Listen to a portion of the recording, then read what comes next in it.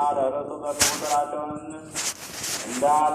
እንዳልተያዘ ኃጢአታቸውም እንዳልረከሱ ይናገራል። ቀኙንም ይሰወረ አላየውም አልሆነንም።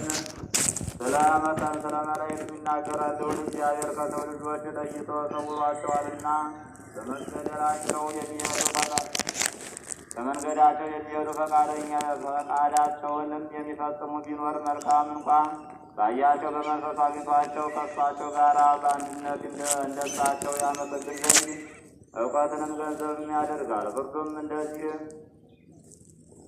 ከሆነች ሊቃወም የሚችል ማን ነው? እርሱ ወዶ የሚሰራውን ማን ያውቃል አለ። ከጌታም የተታዘዙ መከራዎች በሰው ላይ መከራ ይመጣበት ትዕግስቱን ተቀብሎ በመጨረሻ ያመሰግነው ዘንድ እንዲገባ ይናገራል። ቸል በማለትም ሳይቃወም ወይም በመጠራጠር ሀሳብ መከራ ስለመቀበሉም ትዕግስት የሚሰጠው ዘንድ በረሱ ፈንታ ጸሎትን ምህላንም ያድርግልን እንጂ እግዚአብሔር የሚወደው የሚያደርገውም ይህ ነውና። ይህችም ክፋት ከጌታ ስለምን ትሰወራለች አለ።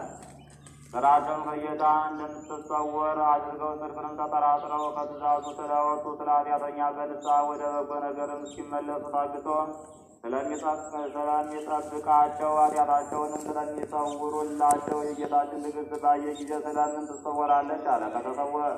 ከተወሰነላቸው ተላልፎ መንጋውን እረኛው ጋር ነጥቆ ወሰዱ አለ። ስለ እስራኤል ልጆችም ይናገራል። እርሱም ለከበጎ ስራ እንደወጡ ይኸውም ብርሃናቸው የእግዚአብሔር ሕግ ሲሆን በልባቸውም ፈቃድ ተገፋፍተው መጣላትንም አደረጉ። በእረኛውም በክርስቶስ ላይ የሞት ፍርድ ፈርደዋልና መንጋን የተማሩ ሐዋርያትንም ለሞት አስምደዋቸዋልና እንደ ዱር እንስሳ ሆኑ። ስለዚህም እነርሱ ልቦና ከሚወስነው ሀሳብ አድርገው ልብ እንደሌለው በዱር እንደሚሰለጥን እንስሳ ልቦና የምትጎበኘውና ለሁሉ እንደሚገኝ ሆኖ ይላል። እንደ ሕፃናት እንደ እንጀራቸው ጣፈጣቸው አለ። እነርሱም በበጎ ስራ